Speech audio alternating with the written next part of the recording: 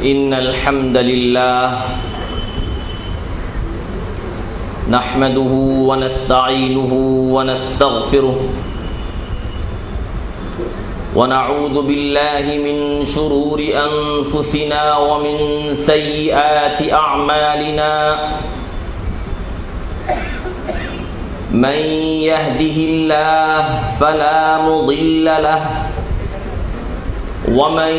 يضلل فلا هادي له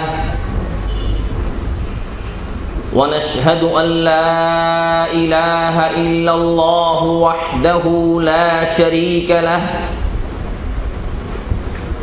ونشهد أن محمدًا عبده ورسوله أما بعد فأعوذ بالله السميع العليم من الشيطان الرجيم واتبعوا ما تتلو الشياطين على ملك سليمان وما كفر سليمان ولكن الشياطين كفروا يعلمون الناس السحر وما أنزل على الملكين ببابل هاروت وماروت وما يعلمان من أحد حتى يقولا إنما نحن فتنة فلا تكفر فيتعلمون منهما ما يفرقون به بين المرء وزوجه وما هم بضارين به من أحد إلا بإذن الله ويتعلمون ما يضرهم ولا ينفعهم وَلَقَدْ عَلِمُوا لَمَنِ اشْتَرَاهُ مَا لَهُ فِي الْآخِرَةِ مِنْ خَلَاقٍ وَلَبِئْسَ مَا شَرَوْا بِهِ أَنفُسَهُمْ لَوْ كَانُوا يَعْلَمُونَ وقال تعالى بسم الله الرحمن الرحيم قل أعوذ برب الفلق من شر ما خلق ومن شر غاسق إذا وقب ومن شر النفاثات في العقد ومن شر حاسد إذا حسد بسم الله الرحمن الرحيم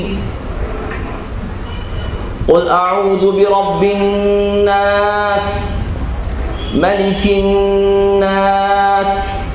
إله الناس من شر الوسواس الخناس الذي يوسوس في صدور الناس من الجنة والناس بزرگان محترم، معزز نوجوانوں اور لائق احترام خواتین، جو موضوع ہم شروع کرنے سے پہلے آپ کے علم میں آ چکا ہے، وہ موضوع وقت کا نہایت ہی اہم، بہت ہی ضروری موضوع ہے، خصوصیت کے ساتھ جب کہ ہماری امت دن بدن جادو، ٹونا، بھوت، پریت، سایہ، کالا جادو، نتنے قسم کے الفاظ استعمال کرتی ہوئی باباؤں کے پاس اور مختلف جادوگروں کے پاس، اور جن لوگوں نے غیب کا دعویٰ کیا ہے کہ آؤ اپنی تمنائیں وقت سے پہلے معلوم کر لو، اور وہ تمنا ہی کیا جب وہ پوری نہ ہو،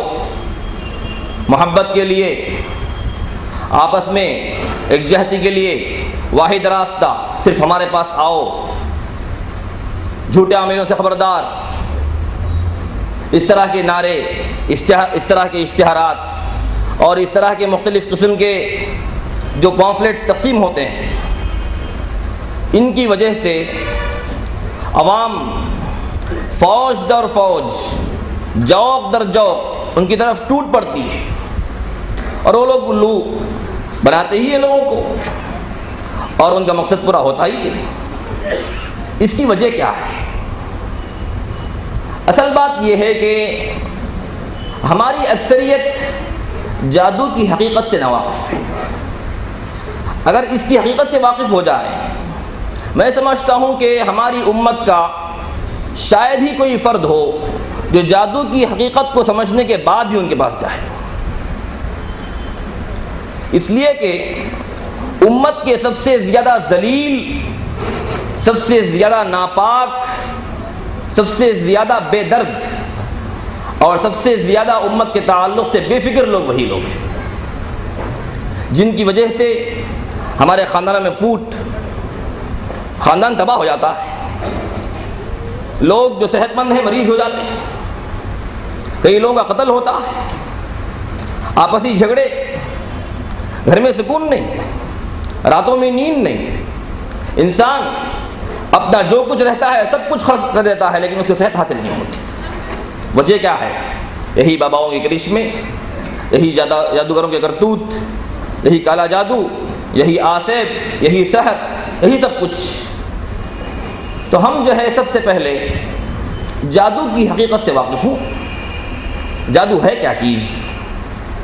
اگرچہ عرف میں جادو مختلف قسم پر منطبق ہوتا ہے۔ مثال کے طور پر اگر ہمارے پاس کوئی ایسا واقعہ پیش آ جائے جس کی کیفیت، جس کے اسباب سمجھ میں نہ آتے ہوں، تو لوگ فوراً کہتے ہیں یہ تو جادو ہوا ہے۔ گھر میں کوئی ایسا واقعہ پیش آ جائے، واقعہ تو ظاہراً نظر آتا لیکن کیسے پیش آیا یہ کسی کی سمجھ میں نہیں آ رہا ہے، ارے یہ تو جادو ہوا ہے۔ یا کوئی ایسی بات جو عام طور پر آپ ماننے کو تیار ہی نہیں ہوتے لیکن فوراً ہی مان گئے، تو لوگ کہتے ہیں کہ یہ تو بات جو ہے کچھ عجیب سی معلوم ہوتی ہے، جادو ہو گیا ہے اس پر، ورنہ یہ تو ماننے کو تیار ہی نہیں تھا، ہم نے لاکھ سمجھایا لیکن اسے تیار ہی نہیں ہوا، لیکن یہ عجیب بات ہے کہ اس نے سمجھایا فوراً مان بھی لیا۔ تو ایسے وہ تمام احوال جن کے تعلق سے ظاہر میں کوئی چیز دکھائی دیتی ہو اور حس اسے محسوس کرتی ہو لیکن اس کے اسباب و کیفیت واضح نہ ہو، تو عرفاً ایسی تمام چیزوں پر جادو کا اطلاق ہوتا ہے۔ جادو عرفاً اس کو کہیں گے کہ ایک انسان کوئی چیز محسوس کرتا ہو یا اپنی آنکھوں سے دیکھتا ہو لیکن اس کے عوامل و اسباب مخفی ہوں تو اس کو جادو کہیں گے۔ لیکن شریعت میں جادو کسے کہیں گے؟ یہ تو عرف کی بات رہی جو عموماً ہمارے معاشرے میں استعمال ہوتے رہتا ہے۔ شریعت کی نظر میں، شریعت کی روح سے جادو کسے کہیں گے؟